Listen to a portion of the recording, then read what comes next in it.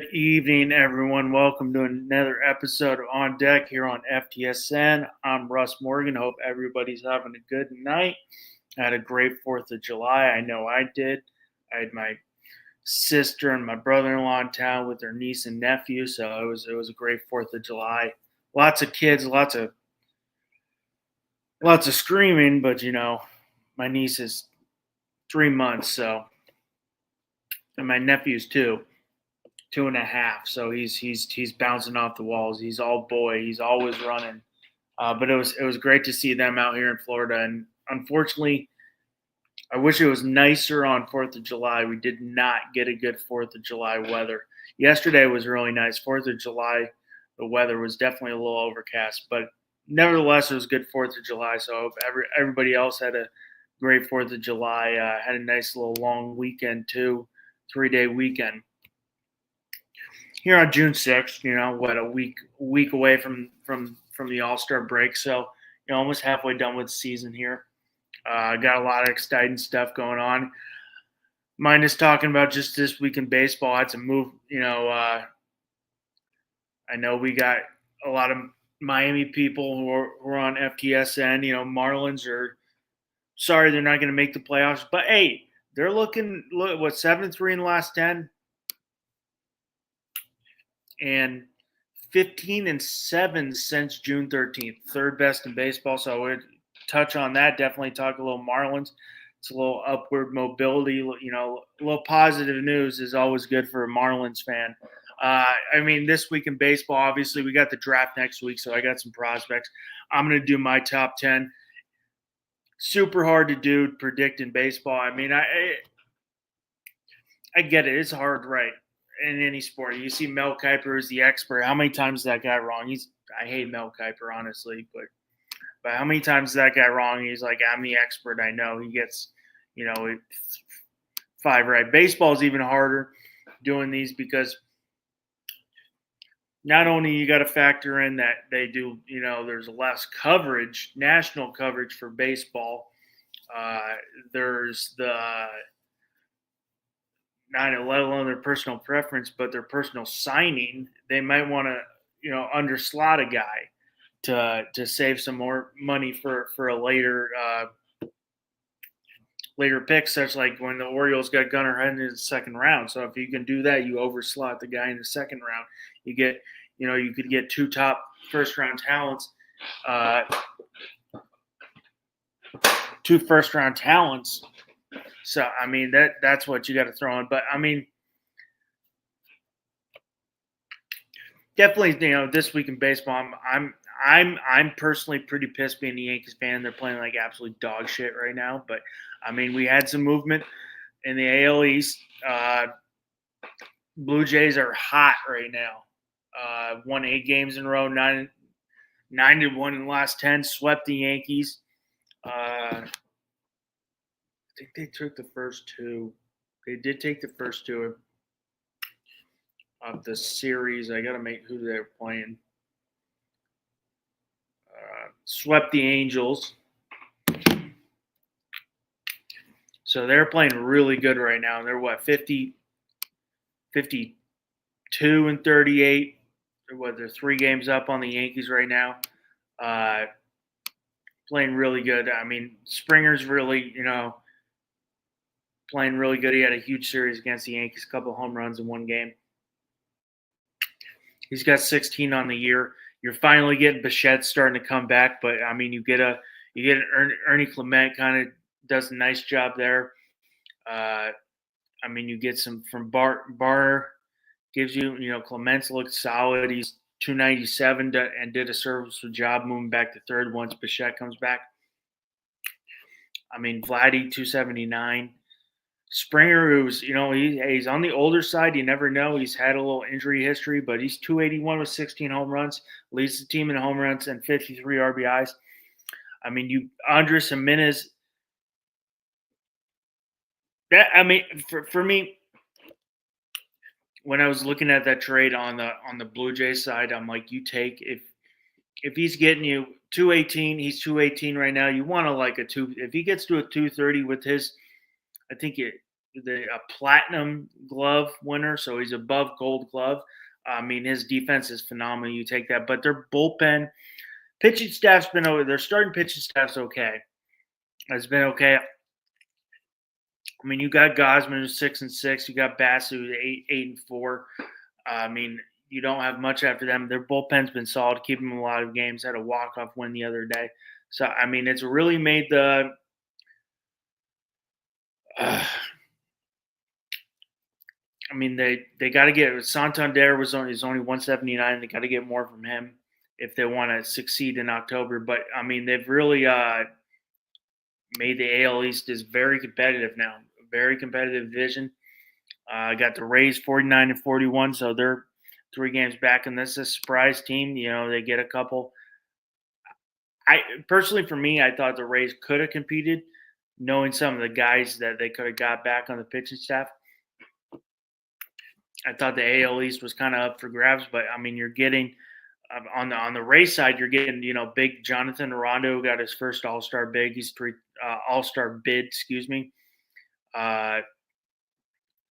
47 RBIs, 10 home runs. He's 320 on the year. Junior Camanero's leads the team in home runs, 21. Leads the team in RBIs with 57. He's batting 258. Yandy Diaz, who started off really slow, who's kind of the one of the old men on the team, 289, 52 RBIs, 14 home runs. He's starting to pick it up of late. The other old man on the team, Brandon Lau's 272. They're finally getting back. Esop Kim is coming back. He just played the other day. He's 333, so that's pretty big for them. I mean, you have Cameron Meisner, who's not doing so good. I really like Jake Mangum, 309. I think you're getting. I think, in my opinion, the Rays they'll probably be battling for that playoff, that wild card spot. But hey, right there in the AL, I think one place obviously they identify as a catcher because I mean you got Danny Jansen, 206. You have Ben Rovart. He's .95 and 63 ABs. So I think catcher might be a spot they identify on the pitching side. Kind of throwing together. I mean, Zach Little, 7-7, 3.35 ERA. Ryan Pepitt, 6-6, 3.34 ERA. Shane Baez, he's 8-3. Guy coming back from injury. Taj Bradley, 5-6. But that bullpen's been solid with Clevenger, with Fairbanks. I mean, Fairbanks has been there for a while. He does a solid job.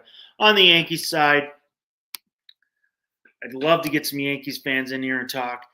I'm really pissed. They're playing like absolute dog shit right now. It feels like 49-41. So they got the first tied for that first wild card. 3-7 in the last 10. What the hell is going on with the Yankees? Finally won today with 6-5 versus the Met, but you get swept in 4 games by the Blue Jays. You lose 2 out of 3 to the Mets. What the hell's going on with the bullpen? The bullpen has been struggling, and it might all lead for that. You lose Fernando Cruz. He's down. He's on the IL. That was a big loss. But I mean, Aaron Judge did have a home run today. He's 33 on the year, but he's slumping a little bit. I know it was bound to happen. 468 on base percentage. Bellinger, I loving Cody Bellinger. He's 272 now, and this guy's consistent. Goldschmidt 284, but he's been down from that very hot start. Dominguez is at 267. Winner of the game. I mean, I think, in my opinion, I think they got to get Dominguez in the leadoff spot, get him more ABs. But that's my opinion. I think he's starting to really show that the top prospect he was when we signed him, when the Yankees signed him. Bullpen's been really struggling with Weaver coming back, with Mark Leiter Jr. My biggest issue is when are the Yankees going to, and it's unfortunate they got no solution now. Is this the beginning of the end of Anthony Volpe? We all know his defense is good enough to be a starting shortstop, but his offense is definitely not good enough to be a starting shortstop. If they had the options, I think he's not an everyday starting shortstop. He's batting 219. He strikes out a lot, got 90 strikeouts on the year. He's second on the team in strikeouts. Aaron Judge is at 101. Second, 101 strikeouts for Aaron, 90 for Volpe. Aaron Judge is a power hitter, so he's bound to strike out sometimes. You don't want your shortstop striking out 90 times. And he strikes out in big situations. There's no clutch gene with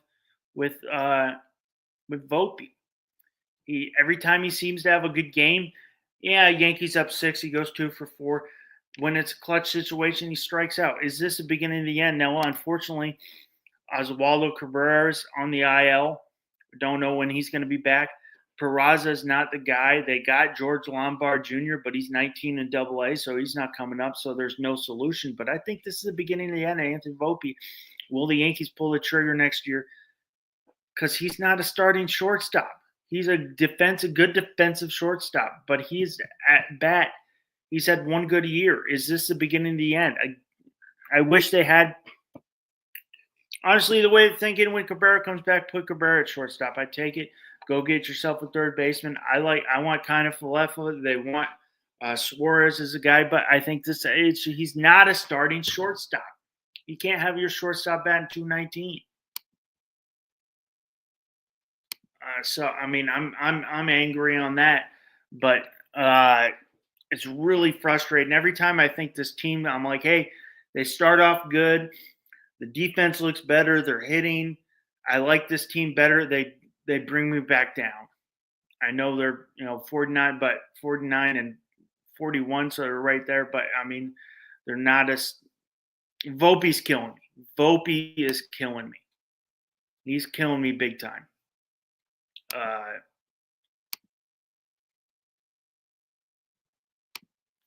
I don't see it. They lose. Looks like they're going to lose Clark Schmidt for the year with a torn UCL. So Tommy John is imminent.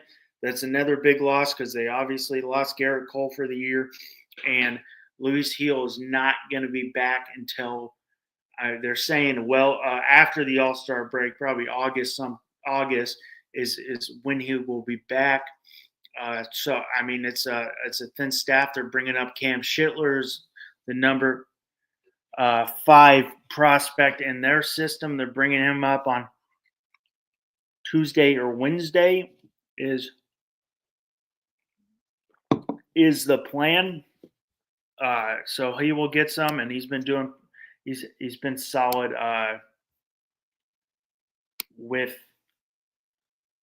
in Scranton. Let me see if I can get his full stats. Cam Schittler. This year 6-6 between 2 levels, but 2.82 ERA. But I mean, pitching staff's definitely thin now. Going into the AL Central, it's a runaway AL Central. 57-34 Tigers up 13.5 games, cruising into the All-Star break. 7-3 in the last 10. I mean, for the Tigers, I mean, it's their division unless something really epic collapse happens, and I don't see that happening. Pitching is the name of the game for the Tigers. You got Tarek Skubal, who won the AL Cy Young last year, who's 10-2 with the 2.15 ERA. You got Casey Mize, who's 9-2 with the 2.63 ERA. I mean, the offenses look good for the Tigers. I think they still need to make a move. Maybe they go for Alex Bregman. I think on that, I mean, Red Sox 46-45, one game above 500 in the wild card race. They are 2.5 back of the last wild card. I don't know if they end up selling, but if they do, Why couldn't the Tigers reunite? Reunite Bregman and AJ Hinch, who was his manager there. I think that'd be a massive pickup for the Tigers. I mean, I think they still. I don't know if they. I don't think it happens. I don't think Boston wants to be a full seller. But they need to make something happen to get another piece. I mean, you got Glaber Torres, 279. You've got Riley Green, who's leading the team to was 292, I think. But I think they definitely need to make a move. Bregman would be a home run for them, and they are already leader in the pack of probably to come out of the AL right now. That would put them way over the top. But I don't know if Boston is trying to be a seller. Moving into the AL West, when you think it's not Houston's division, it's Houston's division. Houston 55-35, 8-2 in the last 10. And I mean, they're getting it from pitching. They took the first two from the Dodgers. They beat them 18-1. They beat them 6-4. See what they did today. Beat them 5-1 today. So you just swept the Dodgers. And Ryan Gusto goes 6 innings, 4 hits, 1 run. You get 2 for 4 from Altuve. Yandy Diaz Diaz 2 for 4. So I mean, you have short 3 for 3. Unfortunately, they just Pena just went down, who's having a hell of a year. 322 from Pena, so that's a big loss. Myers 307, 292 from potential rookie of the year Cam Smith, 252 from Paredes. Altuve 269. Paredes leads the team with 18 home runs, 48 RBIs. On the pitching side, I mean, you got Framber Valdez just consistent, 10-4, 2.9 ERA.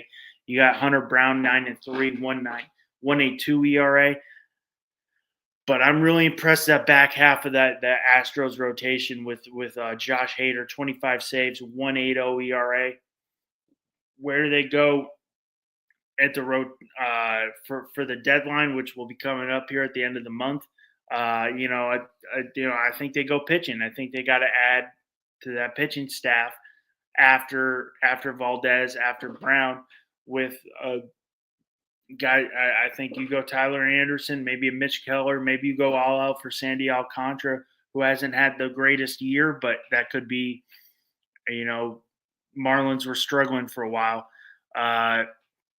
In the NL East right now, Phillies are up 2 games in the loss column at 53-37, 6-4 in the last 10. I don't know what the Phillies are going to do. I think Phillies got to add in the bullpen, but I mean, I think this is their time. I mean, you got Trey Turner 299, 27 from Kyle Schwarber home runs, 63 RBIs. Castellanos 274, Alex Baum 282, Schwarber's 251, Bryson Stott 238, Realmuto 252. I think they got to add bullpen pieces. They got to add maybe an outfielder. You don't think? But I mean, you got 260 Brandon Marsh, Rojas 226, and then Kepler's 211. So maybe they're going there looking for Luis Roberts, Cedric Mullins. But the one thing with this Phillies team is this staff is solid from 1 through 4 right now, with Zach Wheeler 9-3, 0.84 WHIP, 2.17 ERA. Christopher Sanchez 7-2 with the 2.68 ERA. Jesus Luzardo 7-5 with he's got a 4.4 ERA. Ranger Suarez 7-2 with a 1.99 ERA.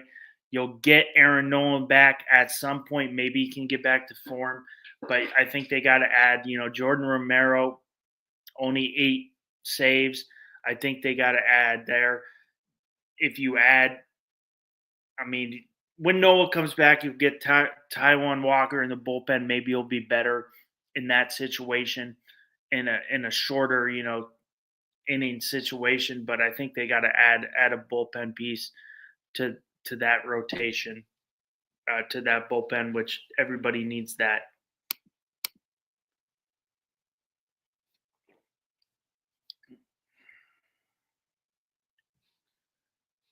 Right now in the NL West, or excuse me, NL East, Mets down 2 in the last column, 52 and 39. Let me get the personal stats. I mean, their pitching staff's beat, but 287 Alonso. Soto's got 21 bombs. I'm surprised. Soto 263. He didn't make the All-Star game this year. Brandon Nimmo started 255, picking it up. Lindor 261. I see them adding. I mean, pitching will be a must for them. I mean, Cannons look good, but I think they got to add pitching and maybe catching because they just sent down Alvarez, and he's not coming up. Maybe they add catching there too.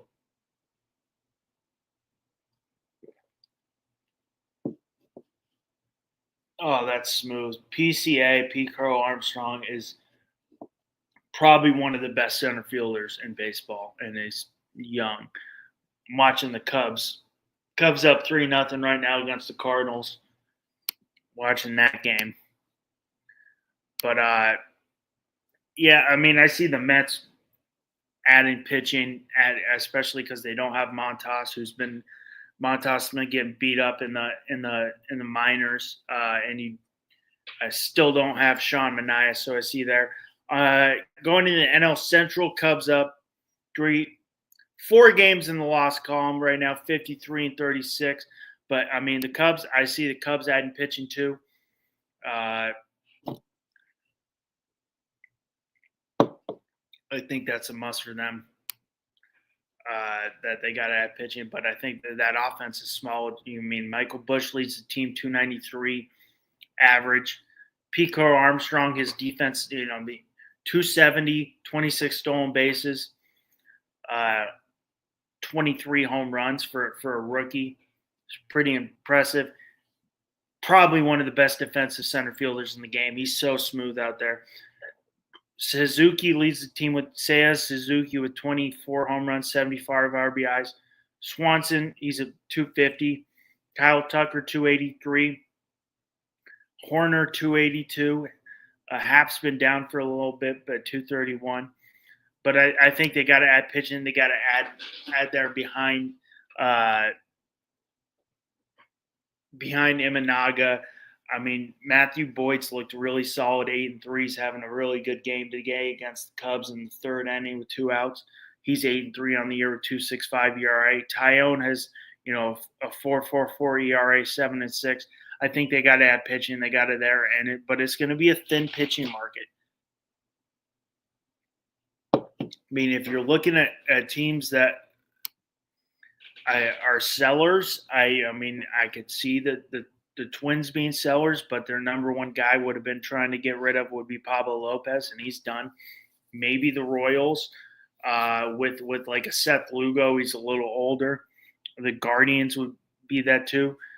But, I mean, the teams that you would think would trade now, the Cardinals wouldn't trade. The Cardinals are still right there at 5 games back, 48 and 42. So they're still right there in playoff contention. So you got to think Edward Cabrera from Miami. You got to think Alcantara.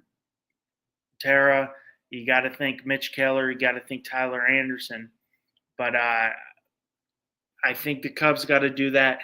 Matthew Boyd's been solid. Imanaga's solid. But who's that number 3? It would have been Tyone, but he's not really getting it done. I think they need that number 3 pitcher. Can they rely on Cade Horton, who's a rookie at, first year from University of Oklahoma? I don't know. Going into the NL West, Dodgers lead that by 6 games up in the loss column. Right now they say 7.5, but they played more games on the Padres. Dodgers 56 and 35. Padres 47-41, Giants 48-42. Diamondbacks took that big hit with Corbin Burns going down for the year. They're 44-46, and the Rockies 21-69. So they're definitely not breaking the all-time loss record this year. But man, go to the Dodgers. The big news to the Dodgers is Clayton Kershaw. He finally gets 3,000 strikeouts. So that's the big news for baseball and obviously the Dodgers. But I mean, the other big news is Dodgers. Yesterday, Shohei Ohtani made his third start, pitched 2 innings, gave up 1 hit with 3 Ks, and he's pumping some gas. So there is that. But I mean, on the offensive side for the Dodgers, I mean, Will Smith, all-star starting catcher, 332. Andy Paganis, 290. Mookie Betts, 252. Freddie Freeman, 307. You got 30 home runs for Shohei, who's batting 278. Teoscar Hernandez, 257. You lose Max Muncy, so maybe I think third base was already a spot they were identifying, but now Max Muncy's down for a little bit. I think they get that heavily going, that third base market. I think that third base market is going to be pretty a lot of competition. Not a lot of guys there. Suarez, but I don't see Suarez getting traded to the Dodgers in division. And IKF, McMahon, but I don't see unless the offer is pretty good, I don't see the Rockies trading McMahon to the Dodgers. Shohei, if Shohei could keep on lengthening, because this pitching staff is going into spring training for this Dodgers pitching staff, they said they had 10 starting pitchers, and that it's really thin. I mean, Yamamoto started off really good, 8-6. Dustin May, 5-5. Kershaw has looked very good, 4-0 with the 3.4 ERA. But if Shohei can keep on lengthening, I mean, he's going to have to come up big for that rotation. But I mean, what we're seeing now with these standings is and the way everybody, it's Dodgers division. I was thinking, my opinion was, and I mean, I could still be right. We're not even halfway through the year yet. Is the Padres would make a push now? Right now, saying they're 7.5 up, just because the loss column's 6. I go off the loss column's the only thing that matters. At the end of the day, everybody's playing 162, so the loss column only really matters. But we're kind of running away with that. Giants coming down a little bit after that big trade. Padres definitely coming down a little bit. So, but I still think it's theirs to lose. We're gonna kick off. I'm gonna go into I did a top 10 mock draft. I could be wrong on every single one, but this is my opinion for a top 10. I'm just going off my opinion, guys. I've seen play a lot more college baseball than high school, but I do know a couple of the high school guys from scouts that I've worked with and got information from them. But guys, I think would help this team. And in the top 10, from 1 through 10, Nationals with 1, Angels 2, Seattle Mariners 3, Rockies 4, Cardinals 5, Pittsburgh 6, Marlins 7, Toronto 8, Cincinnati 9, and the White Sox 10. But I mean, kicking things off, this could be a little interesting. I'm going Cade Anderson for me. I think Cade Anderson with the Nationals fills a greater need than going for the long-term potential with Ethan Holiday. You get him in there, I think he's going to be on that fast track with Mackenzie Gore, and that could form a very good young duo. With the Angels at 2, I think this is where it gets interesting because the Angels have a history of drafting college arms and fast-tracking them. Angels have a couple ways to go. You could go with the young guy, Ethan Holiday. You could go with Seth Hernandez. But I think they go Jamie Arnold from Florida State, and you fast-track him too into the big leagues. I think there's also got to take into account that with some of these teams, uh, they're trying to underslot guys. So a lot of college guys will get under, unless you're the big time guy, not Paul Skeens got will get a little underslot. Paul Skeens was, once in a generation. A lot of these college guys will get a little underslot so the team can save some money for those later picks. Like Baltimore, had some money over and took and Gunnar Henderson magically made it to the second round. I think Seattle, you go Ethan Holiday. He's the best player on the offensive player on the board. I like Kate Anderson, and he's my 1-1, and he's going one in my opinion.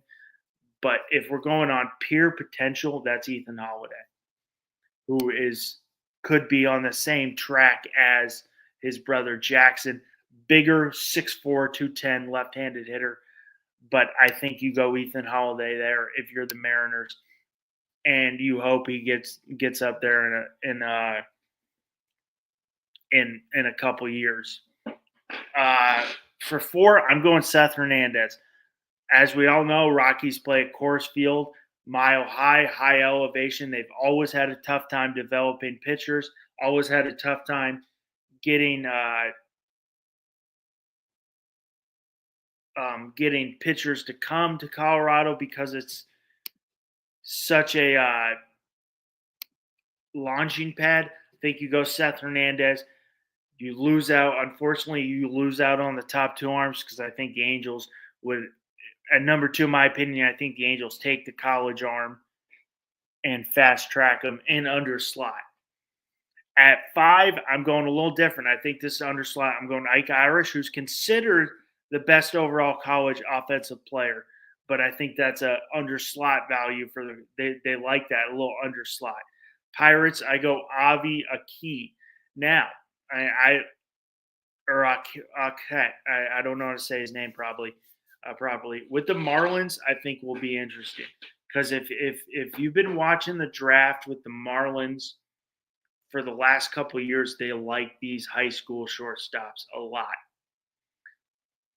But I don't think the Marlins need that. I think the Marlins, even like we're seeing right now, they could, with the young players they have, why don't they get a college guy, underslot him because they do have a high second, a high third, a comp pick. They got high picks, underslot a college guy, and they can still get quality guys to go with that. But they have gone with a lot of high upside high school players, and I think this is one way they could go. I think they go Brendan Summerhill out of Arizona, and I think he could fit that mold, fit in nicely with this young Marlins group. Blue Jays, in my opinion, I've been noticing they like those college arms when they went Trey Yusevich last year. I think they go Liam Doyle. I think we get a run there on some prep high school shortstops. Eli Willits from Fort Cobb Broxton High School. And then I'm going with another Corona guy would be Billy Carlson to the White Sox, shortstop from Corona High School. And the White Sox on that front have been at every one of his games, so they love him and they'd love to see him make it to 10. Going to the Marlins, they've been on a nice little hot streak. I know the expectations going into the year were not that great, but they've been putting some stuff together. Right now, Marlins 40 and 48, 7-3 in the last 10. Like I said earlier, they were 15 and 7 since June 13th, third best record in baseball. So there is some stuff to look for. On offense, they got some great performances. Edwards 288, 25.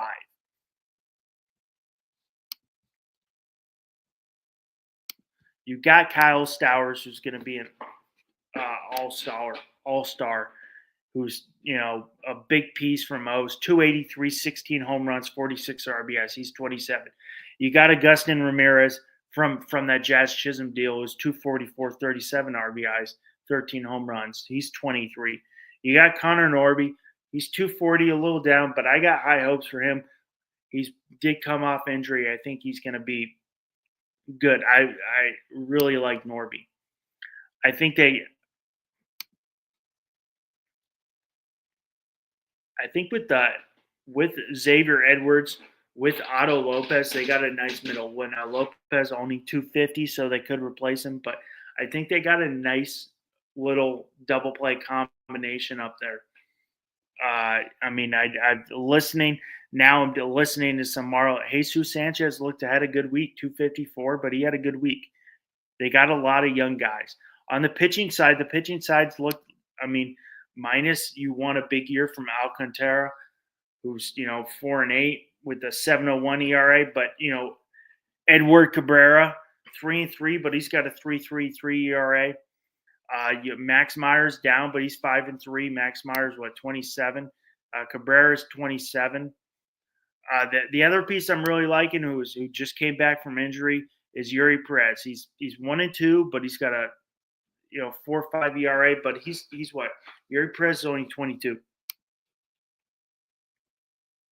22 years old, and I mean the size on a 6'8" pitcher.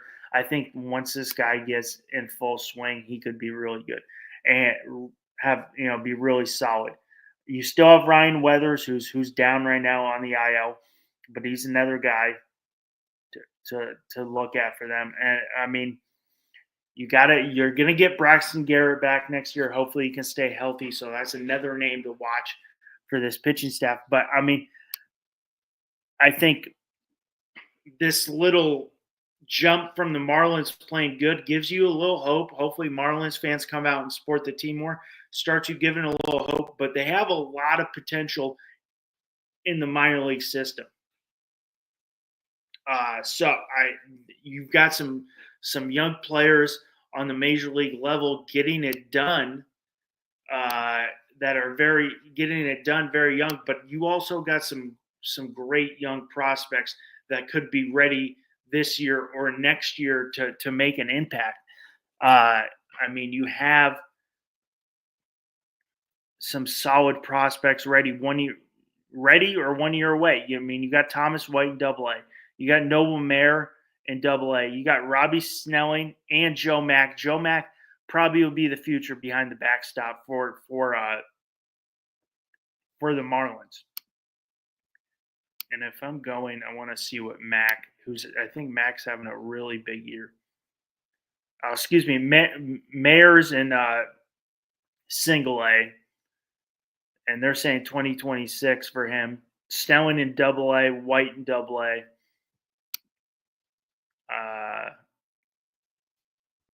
Let's see who we got. Snelling, they say Max this year. They say, yeah, Victor Mesa came up this year. But I think Joe Mack's your future of the backstop. 268 through 2 levels, 11 home runs. I think he's the future of your Marlins backstop, and you would be. That's not a bad thing if you're throwing Mack behind the backstop, and you can DH Agustin Ramirez every time. He kind of his approach at Ramirez's approach at the plate reminds me of